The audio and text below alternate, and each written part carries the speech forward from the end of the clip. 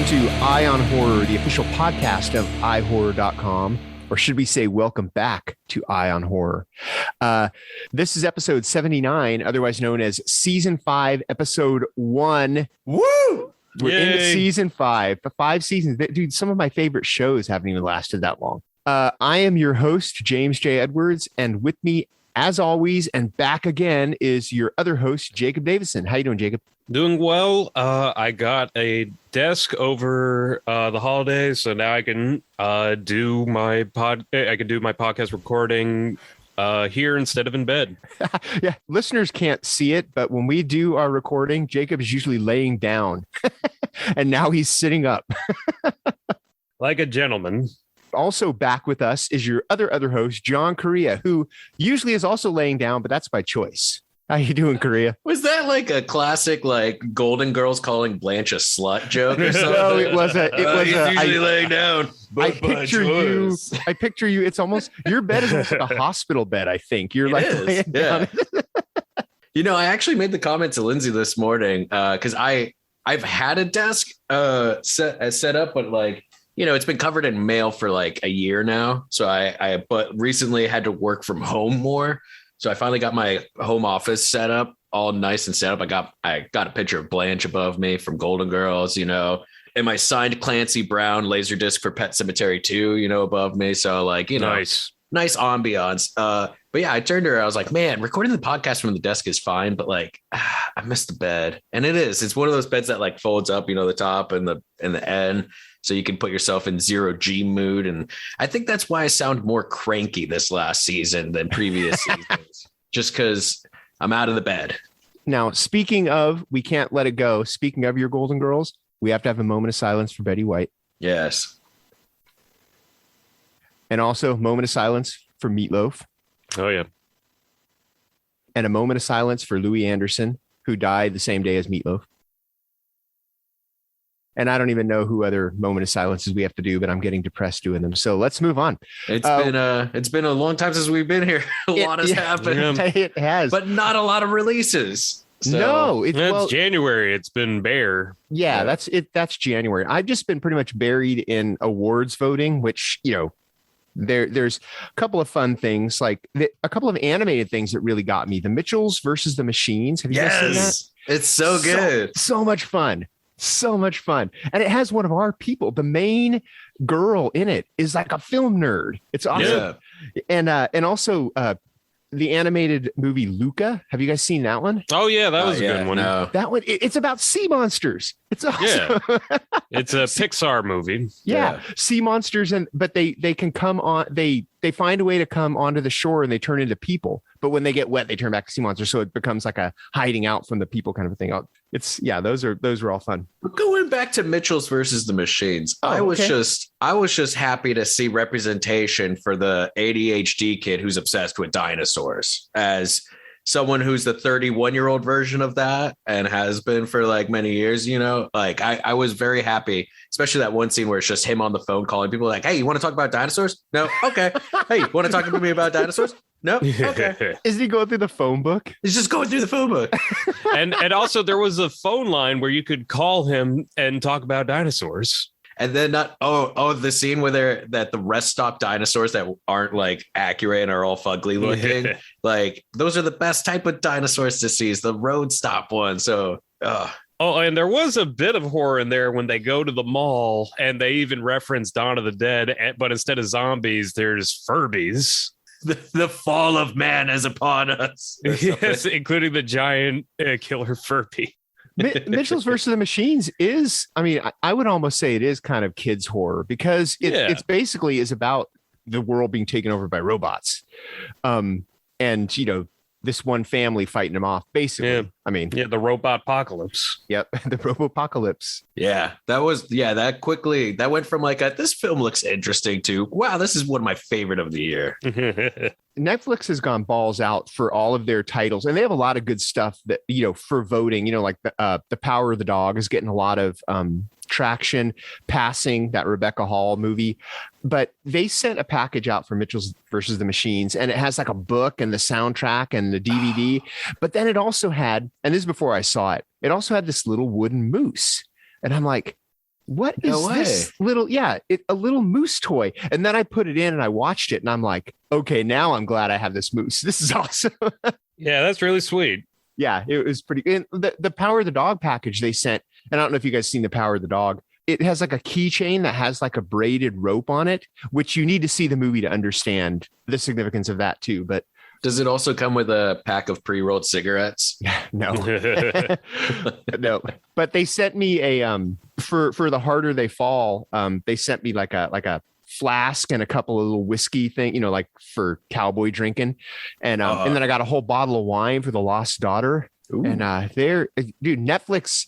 Every day I would get a new box full of awesome stuff from Netflix. And I've been listening to that soundtrack for The Harder They Fall a lot lately. That's such a fun movie. It's so good. The Harder They Fall is, I think you'll like it, Jacob. It's like a Tarantino movie. It's directed by James Samuels, and it's got like Idris Elba and I'm blanking on his name, the dude from Get Out. Not Daniel Kaluuya.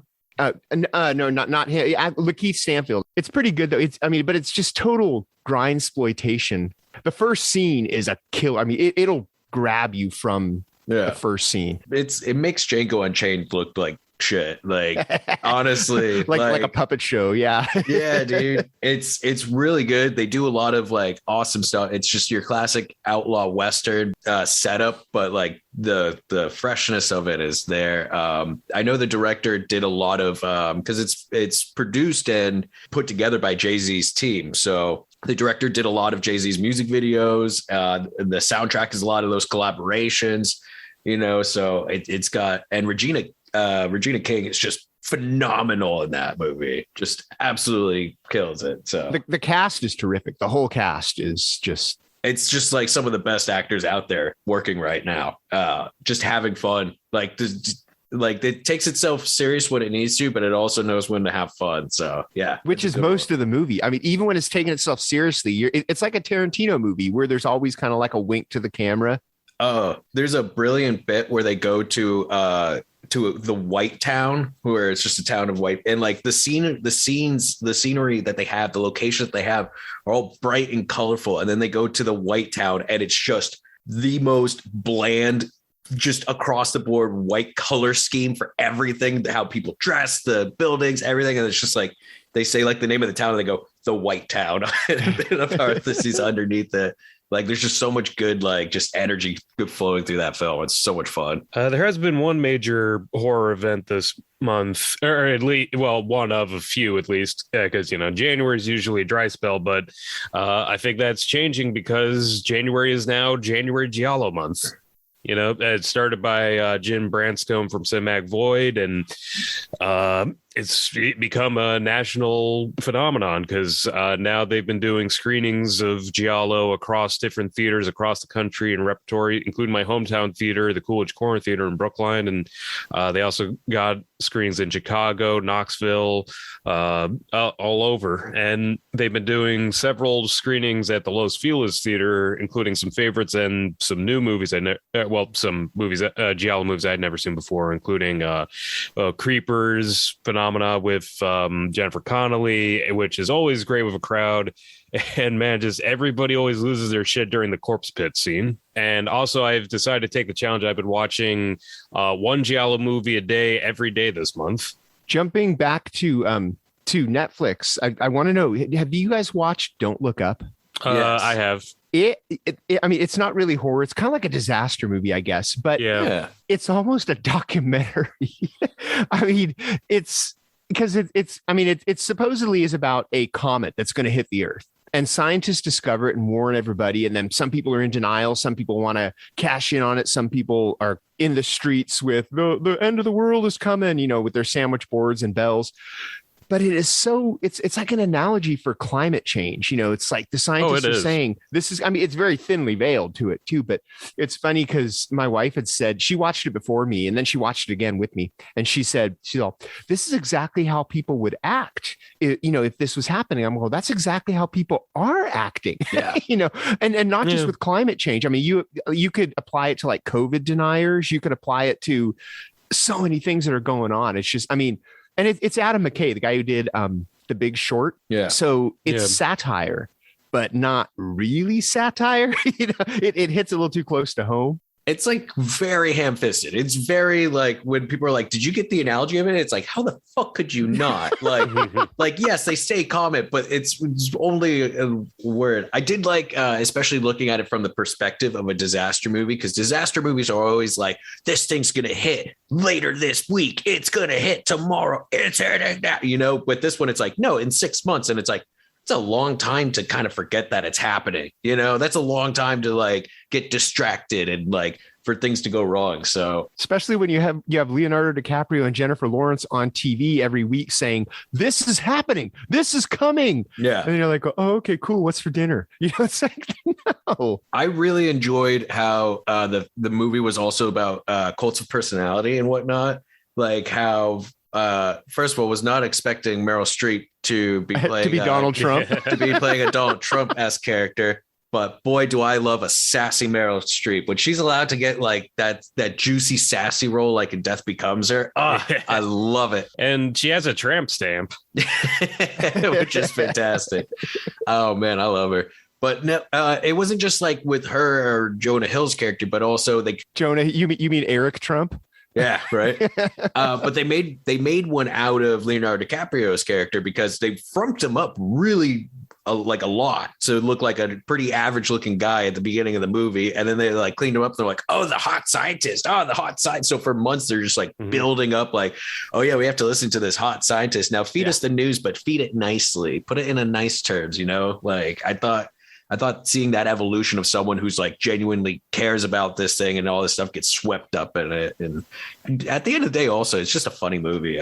I thought I could see the people not vibing with it or liking it, but man, the people who like did not like that movie really fucking hate that movie. They probably took it personally. Well, I mean, I did see some thoughtful critiques of it. And I mean, I saw it and I liked it. Didn't love it. And mostly in that, I didn't think it went hard enough. Yeah. Yeah, it definitely was. I mean, it's funny to say this about Adam McKay, but it was a little restrained. It definitely could have hit harder. Something we were talking about before we hit record, and we were getting some good stuff. So I want to bring it up now. Not super horror, but we talked about Marvel in the past. Spider-Man. Yeah. Oh, yeah. And because there's kind of a lack of horror movies that are out right now, let's talk about Spider-Man. First of all, not horror. William Dafoe. Yeah. Just saying it. How the fuck was he not terrifying? It's been out long enough where we can spoil some things about it. Yeah. Yes. Pretty much every villain from a Spider-Man movie of the last 20 years is in this. From the Andrew Garfield and the Tobey Maguires, those villains are all in it. So you have Doc Ock, you have Elektra, you have Sandman, you have Lizard. The Lizard. I was going to say Rhino. Rhino is not in it. He's mentioned, but and no Vulture. But yeah, Lizard, and then you've got Green Goblin. Vulture was too busy being in Morbius. Yes. But yeah, the film had a lot of fan service, but like it wasn't like in your face, like let's stop everything going on to have this fan servicey moment. Like the movie was pure fan service, but it like was to a point. Like there was a reason behind a lot of it. There was a lot of moments where it felt like it slowed down a little bit, and I think it was because of one Spider-Man in particular coming back. That's another spoiler thing, but the thing is, we're gonna the spoilers for it, first of all, it's been out a month and a half, so we're good. We're gonna try to stick to what was in the trailers at least shown, so but like also villains are okay. The spoilers, most of the big movie, the big moments that you don't want to spoil, the internet guessed them.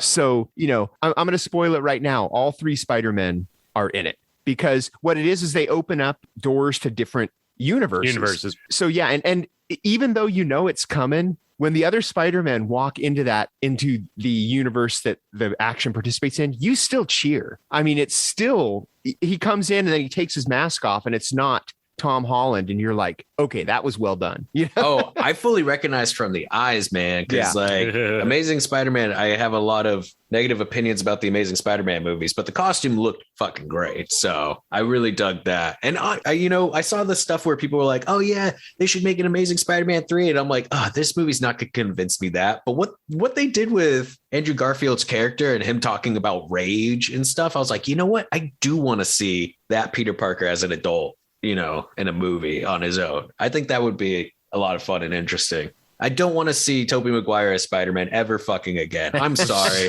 Like I'm glad he came back. I understand he was necessary, but just like I'm going to say I hated his face the entire time. Like it was like, cool, he's back and he's not really doing much of anything. And then he gets, I felt the excitement at first and then nothing towards him for the rest of the movie, except for just, why are you taking up the screen? I did like all three Spider-Men talking with each other and just the small talk moments were some of my favorites, like talking about the different villains they thought and like kind of talking like, about their different uses of web shooters and stuff. Yeah, like, the casual dialogue was really fun. That comes out of your hand? What do you mean that comes out of you?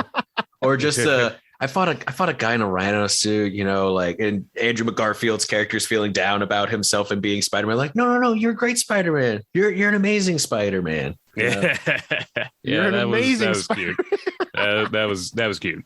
Yeah, that was a cute little moment. But what I thought was really cool about the movie was that they critiqued what the previous Spider-Man franchises would always do, which is kill the villain. Like every time he would get murdered. And that was like the whole thing was like, well, if we send them back, they're all going to die. Well, we can't do that. We have to try to give them a chance. And so they're actually like working with them and stuff. And so I thought there was a lot of interesting stuff. I thought the only villain that was kind of not useless, but he was definitely like the Hulk of the group was Lizard, in that there was like no real personality other than him being really just a brute. Which is fine. I really dug what they did with Electro, not only just giving him a much better, cleaner look than, you know, they did in Amazing Spider-Man 2, but I really liked his whole thing of just being like consumed by the power and being like, oh yeah, you know, maybe I don't want to not be a villain anymore, not vibing with that. So yeah, I thought they did a really good job with the villains. Yeah, and Jamie Foxx really got to shine there. Yeah, and there was a lot of people that were complaining about that they didn't do much with him, but I dug what they did. Spider-Man villains, to me, they've always been kind of like the Universal monsters. They're always somewhat sympathetic. So, you know, sure, they're villains and they're bad people, but when you see their origin, you're like, you know, these are not really bad people. And this kind of, you know, like Sandman in this movie, and also Doc Ock, particularly Doc Ock, once they reasoned with him, you know, and he, you know, you could see that these villains are not really villains, just victims of circumstance. But even so, when they do villain out, like when Green Goblin is being Green Goblin, he is fucking evil. Yeah, no, Green Goblin is beyond reason. He's and he kind of becomes the main once the other villains have been reasoned with. Green Goblin is the ha, you know, he comes zooming in, you know, to fuck everything up. But that's what's great, is because Green Goblin was always Spider-Man's like ultimate, you know, nemesis. That was always his like yin to his yang, you know, the one that was always behind the shadows, at least in my era of growing up in the 90s and whatnot on Spider-Man lore. You know, it was always Spider-Man versus Green Goblin in some form of it, which is why there's always so many different versions and what have yous with it. But yeah, this is a lot of fun. I also really loved how in Venom Let There Be Carnage, they had a post-credit scene of him popping up in the Tom Holland Spider-Man movies. So it's like, whoa, Venom's going to be in on this too. That's fucking incredible. And then during the mid credits of this one, they revealed that Venom was just getting drunk in Mexico the entire time the events of No Way Home were going on, and then just gets booped back to his world. And that's because the Tom Hardy Venom is just such a sad sack. You know, he just can't get his shit together, and so of course he misses out on all the fun because he's just sitting there drunk. But yeah, that was really funny. I really enjoyed the hell out of that. We had a Sinister Six movie and Venom was just on the sidelines drinking. Well, it's funny. There was an analysis saying that J.K. Simmons' J. Jonah Jameson was the six in the Sinister Six, even though he was technically unrelated, you know, being all Alex Jones and stuff. Yeah. Talk about thinly veiled analogies. They've had J. Jonah Jameson going that route for years now. Like even if you played the PS4 Spider-Man game, he had like a podcast and was spewing Alex Jones-esque rants about Spider-Man. And it makes sense. I mean, like that is the 21st century version of like, you know, tabloidy 25 cent at the front market, Bat Boy is coming, type Weekly World News-esque. Man, I miss the Weekly World News. Yeah, at least they were entertaining and you knew it was fake, Flipping to the opposite spectrum from Spider-Man. Did you guys see Benedetta? I did. No, I just bought it on digital. Okay. First of all, I approach all of Paul Verhoeven's movies with the preconceived notion that they're going to be satire, because that's how I appreciate them. I mean, you're going to get, it's more obvious with like Showgirls and RoboCop and Starship Troopers, but a little less obvious with movies like Elle. Well, this one, it's funny because when you approach it from that lens, it kind of becomes a little like Showgirls a little bit, except, the sex scenes are between two women instead of, a stripper and a rich guy.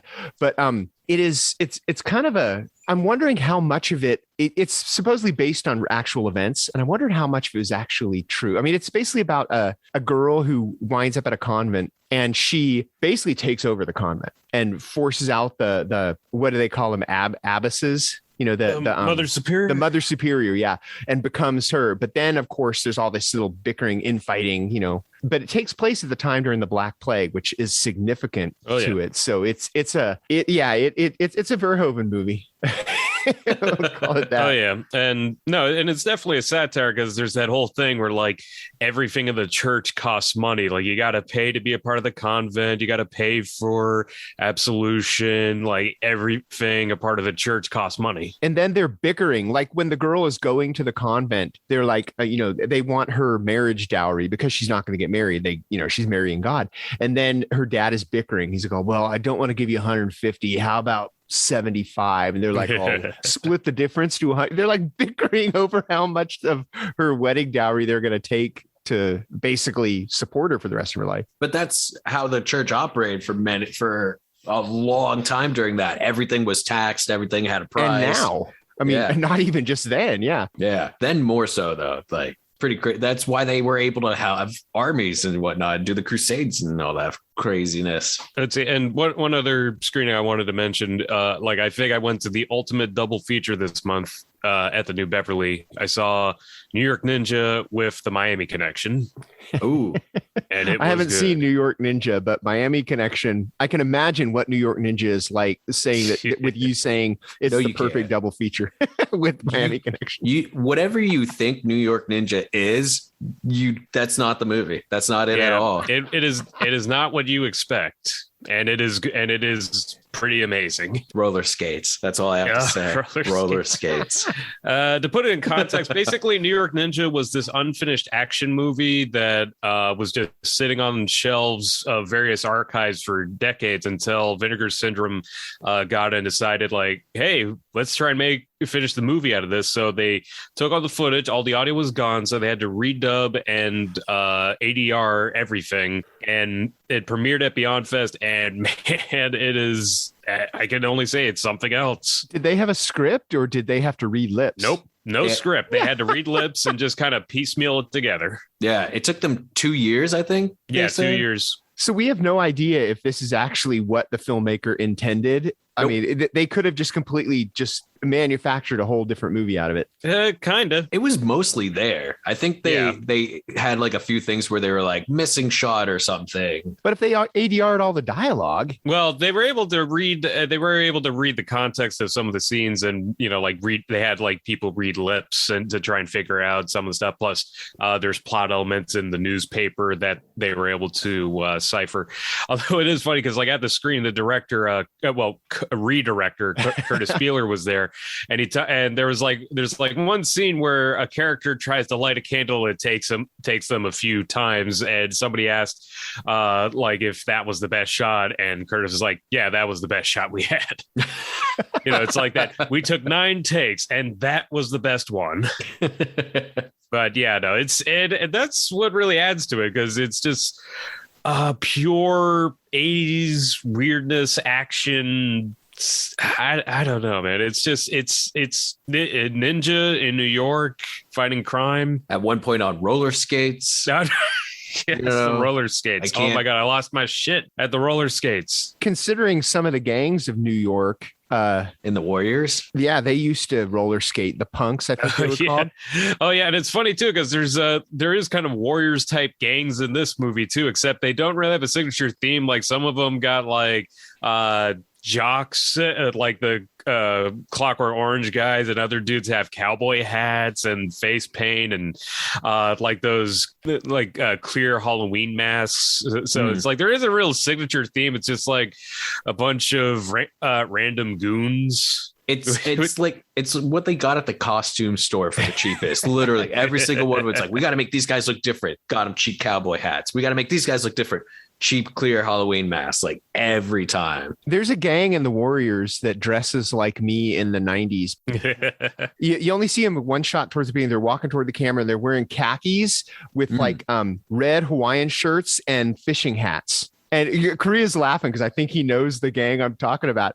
And that was me in like the mid 90s. That checks out because wasn't your band like kind of pop punk and whatnot? Yeah, we were the definition of pop punk. Yeah. So that checks out. That checks out. And we played with every ska punk band that came through San Diego. We were on the bill. We were the token punk band. So yeah. What was the meme that was going around for a bit where it was like punk, life sucks, Rage Against the system, emos, oh, life sucks and I'm emotional about it. Goths, this. Ska, life sucks. Let's play some trumpets, or something like that. I saw a meme that said something like, ska is the music that plays in a 12-year-old kid's head when he gets extra mozzarella sticks. Oh, fuck yeah, dude. Yes. I love that one. Yep. I actually watched a film for the first time last night. It's from 2015. Well, I did it as a double feature because Lindsay was like, what two movies do you really want to watch right now? And of course I said Heavy Trip because Heavy Trip, the Finnish heavy metal comedy, is still one of my favorite findings of last year. But then we watched 2015's Demon. Have you guys heard about this? Which one was that? Oh, wait, I think I have. That's the foreign one with the guy who becomes possessed, like on his wedding night or something? It's a Polish possession movie. Yeah. They mentioned it and what prompted me to us to watch it again is they mentioned it in the folk horror documentary a few times.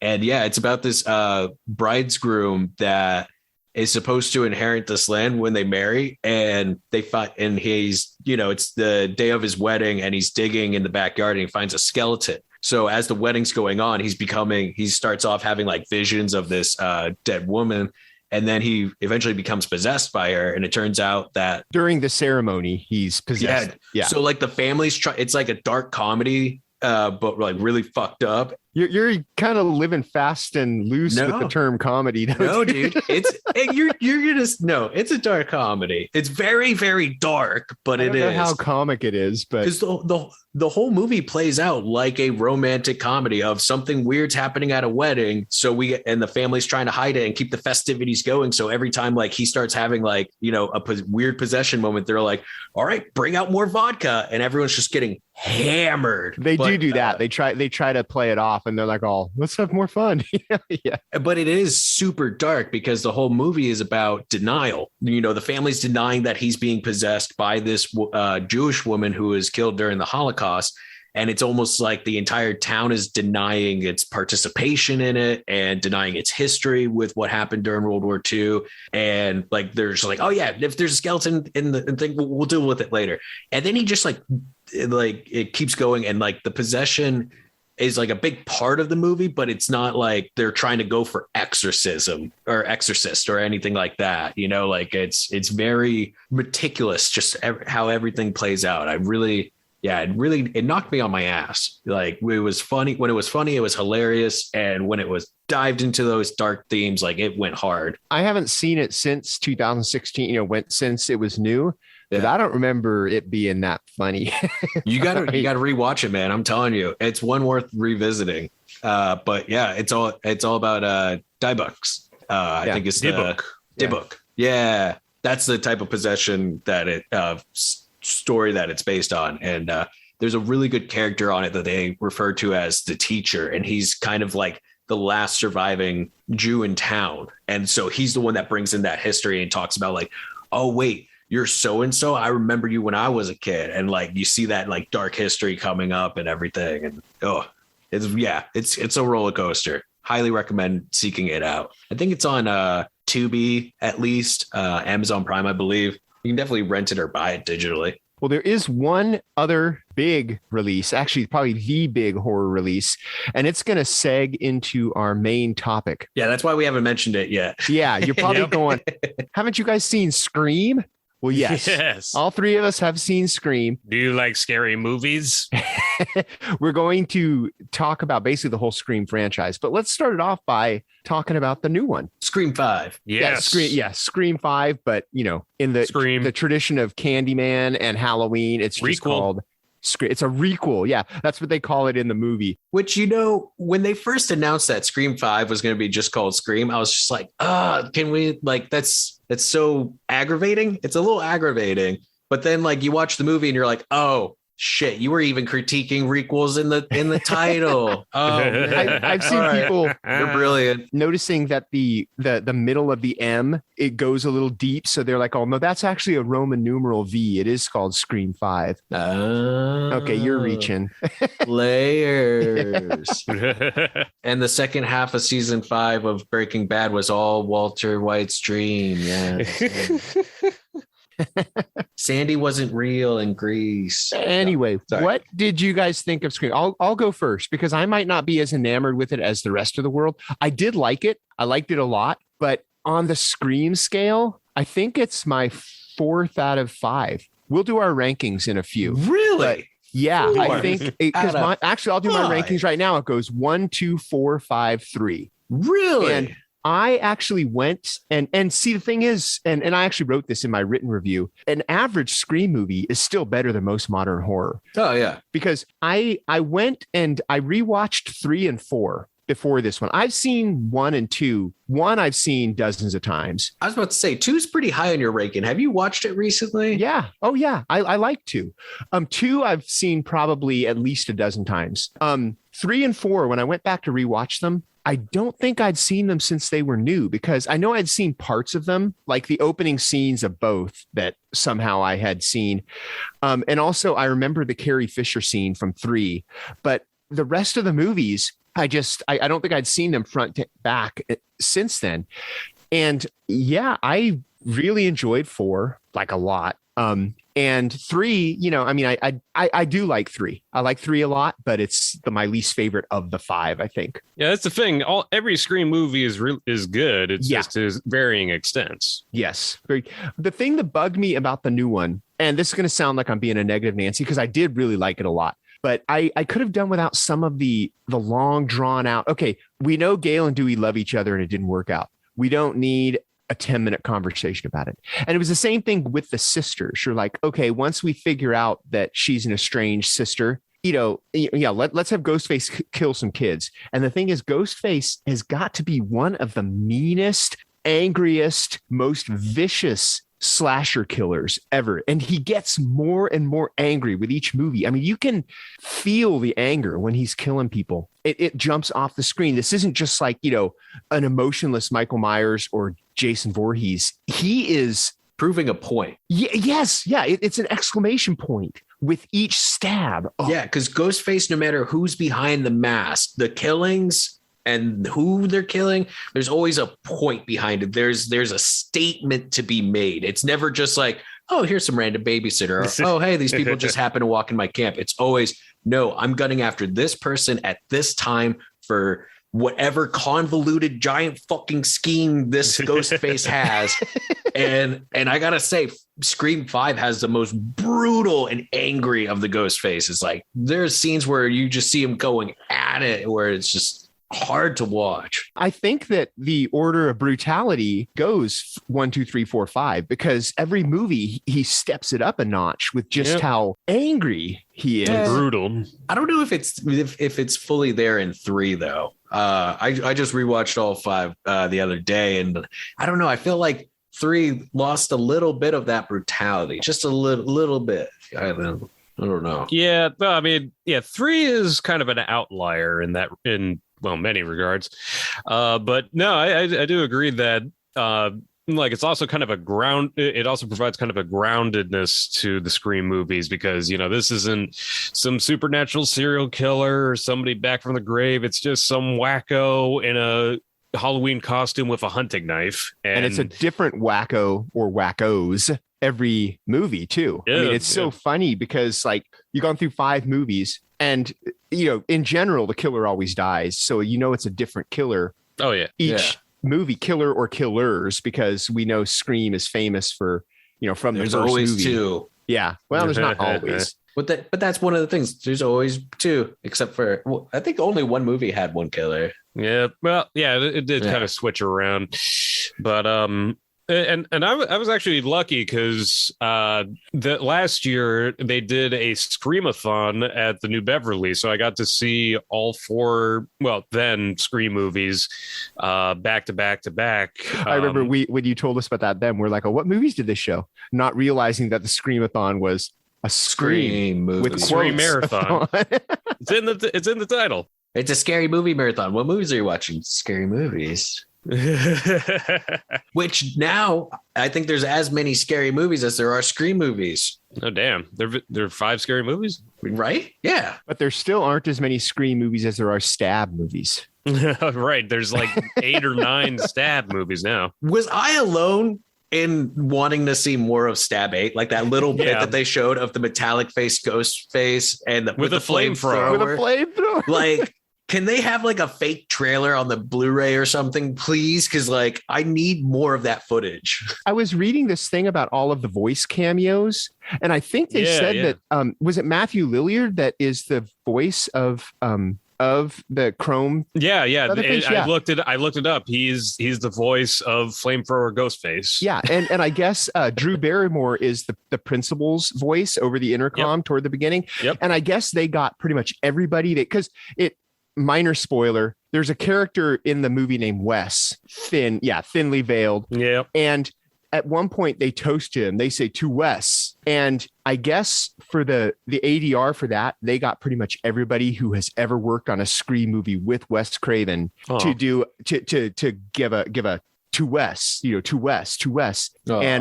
And they just put that into this one group scene. So you're hearing pretty much everybody who ever worked on a Scream movie toast to Wes Craven, which I thought was pretty cool. That's really sweet. And that was, I think, the biggest accomplishment of Scream 5 is the fact that it not only is just a great Scream movie, like it continues, critiquing where horror genre is at the time, continuing the stories going on, feeling very much so like the next logical step in the franchise. But they really did do a good job of keeping the legacy of what Wes Craven built with the franchise going, making it, they even first thing that pops up at the end for Wes, and it really did feel like that love was there from everyone in front and behind the camera. Not just the love was there, but the respect is there because it's directed by the Radio Silence guys who also did Ready or Not. Mm-hmm. And basically, the Scream movies to me is some of the most confident and just the filmmaking has a point to it. And like from the very first shot of any of the movies, you're like, okay, this movie means business. And they kept that feeling, which is not something a lot of filmmakers could do. So, I mean, these guys did a great job at they kind of made it their own in places, but they still had so much respect for the style that Wes Craven created with these Scream movies that it doesn't even feel like they switched directors. Yeah. And that's awesome because if you have a Scream movie, then it just becomes the Friday the 13th franchise. The Scream movies has always been Wes Craven. Well, you know what I mean, where like there's like a different director each movie. But also like that's very interesting because the Scream franchise, looking at Wes Craven's filmography, their shot, their play out are just very different than everything he's done before. But he's also one of those directors where it's like he does that. He'll switch between styles and like different ways. So it's hard to pin, he's got a few trademarks. He's got a few, go-to tools in his belt.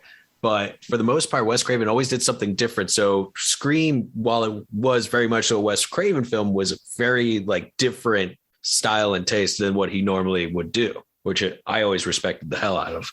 Yeah, and he was a real filmmaking chameleon because, he started off doing, low budget Yeah, I forgot. Oh, before, I was going to say, low budget horror like Last House on the Left, but yeah, I always forget about the pornography part. You always forget about the pornography. Hey, when you got to make a buck, you got to start somewhere. Yeah. When you got to make a buck, film people fuck. Not everybody can get their start on Mr. Rogers' Neighborhood. True, like Mr. Romero. Yeah. But yeah, no, because the 70s he was doing stuff like Last House on the Left and Hills Have Eyes. Then he did slasher movies in the 80s like Nightmare on Elm Street and Shocker. Shocker, yeah. Deadly Friend. The Deadly Friend. And then in the 90s, he did more social horror like the People Under the Stairs. Yep. And then he started getting meta with New Nightmares. So like his filmography is all over the place. And I mean that in a good way. Like he made all kinds of stuff. And yeah, like Korea is saying, each movie or series, I should say, has its own stamp. And the Scream ones to me is such a strong one. And I was really glad that the Radio Silence guys kept that because it wouldn't feel like a Scream movie without. I mean, you can put the Ghostface costume on anybody, but if you don't make it look and feel like a Scream movie, it won't be a Scream movie. They even said that in Scream 5 with the Stab 8 thing. They were like, oh yeah, they tried to do something too different. They tried to go too, far with it and all this stuff. And it's like Uber Ghostface. it was like the Radio Silence guys were saying, like, we know what we could have done and we know how we could have fucked this up really bad, but we didn't do that, guys. We didn't.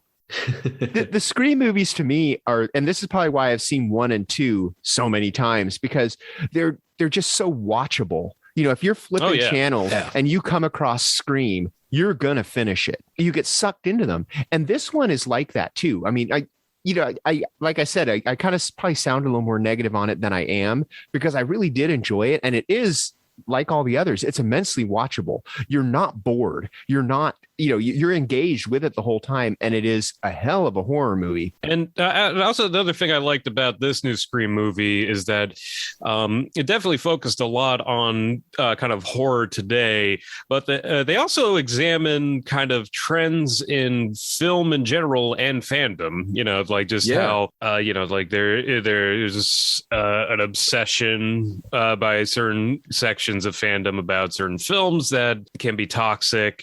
And I thought of Korea when they did the whole elevated horror thing. Yes. I'm like, I can't wait for Korea to talk about this. And the Babadook.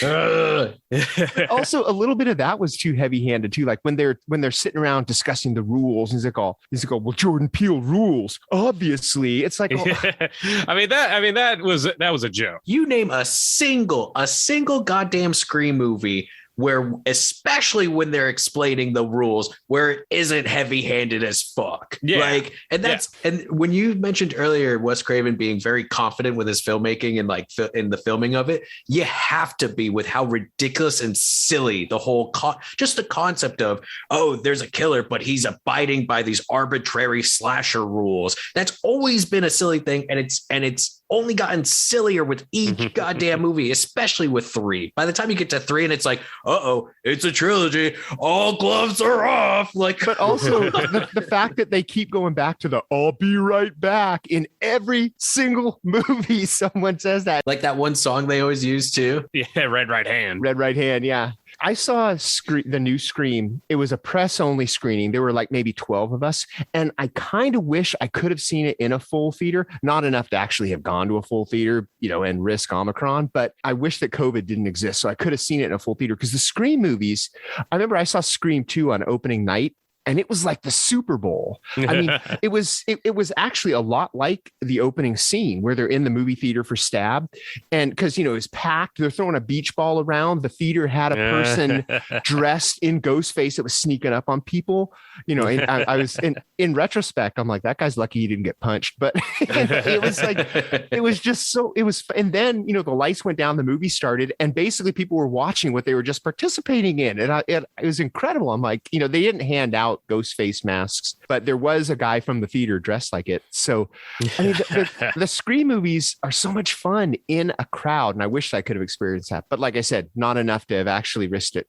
Yeah, we saw it at Mission Tiki, so seeing it at the drive-in, and it was raining just a little bit, so we couldn't hear other people. But there was a few moments where you heard someone scream in like another car where it was nice. Yeah, I saw it at a press screening too. Like it was for the premiere over in Century City, and yeah, I mean it was it was also mostly, I feel like, horror journalists, so it was kind of cool to see it in that context. A lot of oohs and ahs and ahs. And yeah, so although I agree that it's definitely a crowd movie, and it would, like when I saw the Scream Marathon, that was before Omicron and when people were pretty much vaxxed, so it was a blast to see with Full House. All right, I'm gonna ask it. We already got James's official rankings, which were what again? 1, 2, 4, 5, 3 are mine. Okay, Jacob, what's your rankings of the Scream movies? I've thought about it, and I think I'd have to say 1, 2, 5, 4, 3. Okay, and I just want to remind everyone, this is just personal opinions. This isn't us bashing anything. We love every Scream movie. It's just preferences. Yeah, no, I love them all. Just it's, and honestly, I probably change it here and now and then again.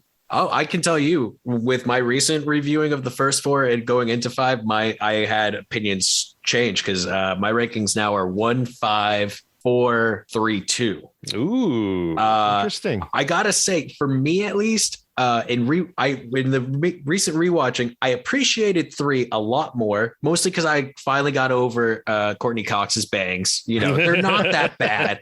I was one of those people that was bashing on it for years. They're not that bad. That's only because you've seen Jennifer Lawrence's bangs and Don't Look Up. Once you see it in movement and the movie's going, it's not that bad. But yeah, production stills don't do those bangs justice. But I feel like some of the pictures where they're making fun of her bangs are Photoshop, because I noticed it too. Yeah. When I was watching the movie, I'm like, that hair's not that bad. But I feel like they've cut them up like higher, like they Photoshopped it or something. Yeah, maybe. But yeah, for me too, like, don't get me wrong, the opening of 2 at the movie theater is a fucking phenomenal like follow-up. Like that definitely felt like, oh shit, we're doing it again, but things are escalated. And then we got to the college, and then it felt like everything slowed down hard for me. And then they did that stupid Top Gun thing with Jerry O'Connor. And I was just like, but see, he was a film student, and they're like, oh, what's he doing? Top Gun, 1986.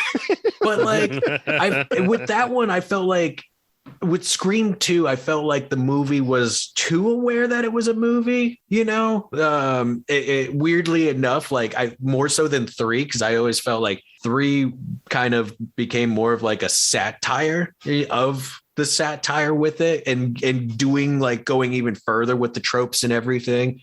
But like 2 was the actual, like, it became the thing it was satiring, where it was a bit too sequely, and then like, it was that Top Gun scene. It was just like, oh yeah, because we're doing a movie, so we're going to do a movie thing because we're movie kids and we're in a movie. And it's just like, it was that seemed like, yeah.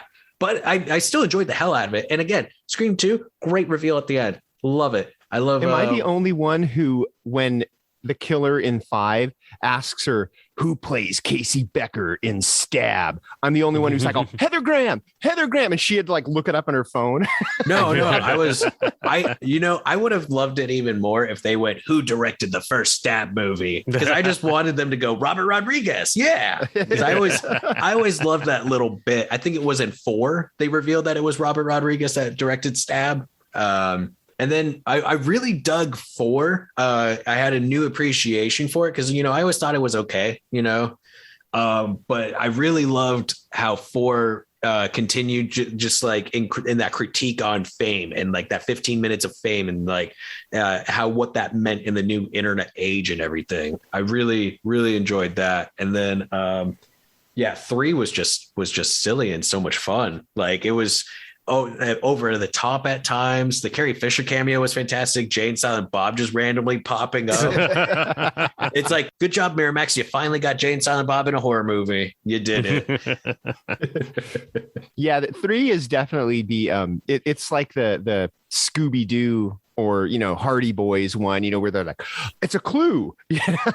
Yeah. But it was so much fun with that. Like, there was a point where we're watching 3 and like they go to the secret screening room in Lance Henriksen's character's house and they like lock the door and it's like a vault lock. And I like turned to Lindsay and I was like, oh yeah, that's definitely like the room. That's definitely the rape room. And she was like, whoa, spoilers. I'm like, Lance Henriksen, like not 20 minutes ago was basically was like saying it, like just saying like, oh yeah, things got a little out of hand at our parties. And then when parties have a vault door, like, come on, there's not much other intentions there. But also weird that film was produced by the Weinsteins and it was like hard on like what Weinstein was doing for decades. Like, that 2020 context makes that very uncomfortable. Was 3 written by Kevin Williamson? I think that was the one he didn't write. Yeah, I'm pretty sure that wasn't him. Oh, I was saying maybe he was trying to warn everybody. Because I think he had a different idea for where they were going to go with 3 and having it be a cult thing, and then that became that show The Following. At least I think that's what it was. Well, we're running out of time, but we wanted to talk about The Legacy, and I could tell you. The Legacy, it was immediate because right after Scream, it seemed like Scream came out and then you had, and a lot of this had to do with Kevin Williamson, speaking of, because he also was doing Dawson's Creek at the time. So he had his finger on the pulse of, what teens wanted. Oh, that reminds me. They had Dawson's Creek in Scream. In Scream 5, yeah. Yeah. Well, they had, they would make jokes of Dawson's Creek in a lot of his movies. Like, because he did, I know he did Last Summer, and but like The Faculty was Kevin Williamson. Yep. And so Scream kind of kicked off this whole, and we talked about it a little bit when we had Anka on for I know what you did last summer TV show. There was this trend, and the funny thing is the posters all look the same. They have a picture of all these pretty young cast members on them, and Scream actually kicked that off.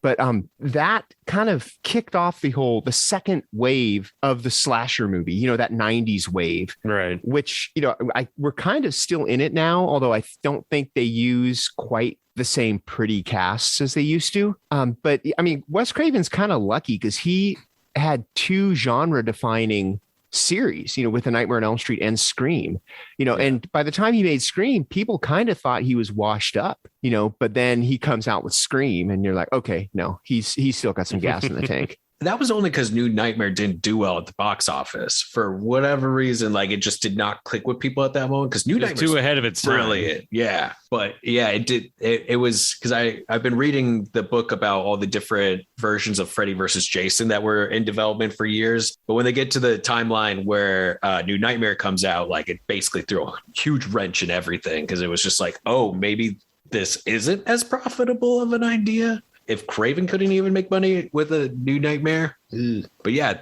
we still feel The Legacy. How often do we see? I mean, like that was the film that made that kind of film critiquing mainstream, like it helped bring terms like The Final Girl and those types of, like, fans knew of the tropes and whatnot, but it helped get that to a broader audience. And so it not only forced us to look and reflect like, oh, wow, a lot of these films are doing the same things, but it forced filmmakers to go, okay, how can we not do that? How can we critique that? Granted, critiquing the critiques became a whole thing. And we had like a whole slew of horror films that were being meta for the pure purpose of trying to cash in on being meta. And we're still dealing with that to this day. But let's face it, there's a little bit of Randy in all of us as film geeks. These are the people who are screaming at the screen, Heather Graham. And as an aside, I did want to bring up that I thought Jasmine Savoy Brown's performance as Mindy Meeks Martin was a definite highlight of the movie. Oh, yeah. Randy's niece. Oh, yeah. She's in Yellow Jackets, right? Yeah, she is too. Have you guys watched Yellow Jackets? Oh, yes. I love Yellow Jackets. So good. We probably should have covered this before we got into Scream. I should have talked about it earlier. Yeah, I just finished binging through it, and holy shit. The thing is, it's not at all what I thought it was, because I thought it was going to be all Lord of the Flies and cannibalism, and they haven't even gotten to that part yet. Thank God it got renewed for another season, because you know where it's going, but they haven't gotten there. And Oh, someone told So me, good. they're like, it's Riot Girl, Lord of the Flies. And I was like, oh, well, you just described like a dream of mine. Like I would, like, that's exactly what I want. But all you've gotten is little snippets of the Lord of the Flies. We haven't even seen any of it yet. And But I it's still can't wait for good. the next season. I cannot Yeah. wait for the next season. I'm bummed that I have to. They took their time setting up all the good stuff that we really want. But also, when we stop recording, I have to talk about, you guys watched the whole season, right? Yeah. Okay, we're going to talk about it after we're done recording. Maybe we'll do a mini-sode. But yeah, so the legacy of Scream, and I think our Yellow Jackets detour. Okay. And now we return you to your regularly scheduled podcast. But I honestly really hope that there's two things that I hope for. One, I hope we don't have to wait so long for Scream 6, but also I am more than okay with getting a new Scream movie every 10 years if we keep this up, because I think that was one of the things that with the original Scream trilogy that kind of made it because it felt burnt out by the time you got to Scream 3, you know? And again, still all fun movies, great movies, love them all. But you could you definitely feel the burnout by Scream 3, and then Scream 4, reinvigoration, and 5, super reinvigoration, you know? I would rather wait 10 years and have them be this good than have one every year and have it decline like Saw. But maybe not 10 years, like maybe every 4 or 5. Because I mean, there's enough to critique every 5 years. Like, come on, like I get it. But yes, as much as I don't want to wait so long for a Scream, I'm glad that they, if they do take the road to avoid a stab 8, if that makes sense. Yeah. But yeah, no, I was going to chime in that I think, the legacy of Scream is that it defined a decade. Like when people think horror in the 1990s, that's probably the first one that comes to mind. Immediately, the image of Drew Barrymore with her phone playing with the butcher knife. That's 90s horror right there. And, I mean, honestly, you can, for lack of a better word, trigger any horror fan. All you have to say is, what's your favorite scary movie? And they know exactly what you're talking about. I mean, that kind of power. Yeah, that kind of a legacy. I mean, I guess you could do the same thing. You go, "Pew, pew, pew, ah, ah, ah." But, it's the same kind of thing. It's like the power that the movie had just from that one question you can ask people. I mean, you kind of have to ask it in the question, in that voice too, though. You can't just say, hey, what's your favorite scary movie? You have to say, what's your favorite scary movie? Yeah, I would go on record to say, what's your favorite scary movie? Is just as iconic as a key ha ha ha, or the Halloween theme, or Freddy Krueger saying it's primetime bitch. Welcome to primetime bitch. Ah, damn it, I fucked it up. Well, see, it's not as iconic because you got what's your favorite scary movie. Yeah, that's true. Jesus. All right, I think we've beaten this dead horse, at least without spoiling anything, because Scream is one of those movies that, it's hard to. You have to dance around things because you don't want to spoil stuff. Right. So, let's get the hell out of here. What did you guys think of Scream? And let's hear your Scream rankings. So, hit us up. We are back. We never really went anywhere. So if you've been monitoring our socials, you could have hit us up anytime. Our theme music is Restless Spirit, so go check them out. The vinyl for their new record just hit. Oh, mine just shipped the other day. I'm so excited. Did you get the red one or the black? No, I missed out on the red, but I know, I'm still excited. Super limited, the red ones. Our artwork is Chris Fisher, so check him out. You can find us on the socials at pretty much Eye on Horror everywhere. We have Facebook, we have Twitter, we have Instagram. We have what is the thing you call a link tree that links to all of them? Yeah, so we have a link tree up on all our social media, so you can see all our different social medias, get in contact with us. Our email is up on there. We're going to be adding a tip jar soon, so we've been going at this. This is our 5th season now. We do everything out of our pocket in our free time and are just looking to expand a bit. So if you like what you hear, throw a buck or two. If you want to, we'll give shout outs, names. If you want one of us to say something, tip a couple extra bucks. You want shirtless pictures of Jacob? Jacob, what's the market price on shirtless pictures of you? $50. 50? That's a steal, folks. And you don't even have to go to OnlyFans. You don't need an OnlyFans account. $50, you get a shirtless picture of Jacob Davidson. Oh, geez. And for another 50, I'll keep my shirt on, so you won't have to see the fat, hairy, pale guy. And this is, I mean, we love doing content for you guys, but it's kind of a job. So I'm not going to say that this is the direction we're heading, but this kind of a pilot thing. We've been discussing Patreon, which we will have bonus episodes. And this is what I'm kind of excited for, possible commentaries. So if you ever wanted a commentary of the three of us for Rampage, tip us so we go Patreon. But every dollar spent is going to go directly into the podcast. When we started Eye on Horror, 4 or 5 years ago now, we never thought about making money. It's always just been for the hell of it, for the fun of it. And there will always be a free version. Even if something does happen and we go Patreon, this podcast will always be free. There will be extra stuff you can get if you pay us, I guess. We just want to be able to reach more folks and to bring you guys more awesome guests and I don't know, stickers. Give out pens. I don't know. Some of this money will go right back to you guys because we'll have, free stickers and pins and stuff. For $100, you get a T-shirt of Jacob shirtless. The irony. The ironing? Well, the irony, because I'd be shirtless on a shirt. Oh, like that riff tracks of Roadhouse. If Patrick Swayze wore a shirt in this movie, it'd have a picture of a shirtless Patrick Swayze on it. I don't know. We're recording this fairly early in the morning, but I think Korea's already drunk. Drunk on caffeine and nicotine. We're going to get out of here. So, it's good to be back. I hope that you enjoyed it as much as we did. And we will see you in a couple of weeks. So for me, James J. Edwards. I'm Jacob Davison. And I'm Jonathan Correa. Keep your eye on horror.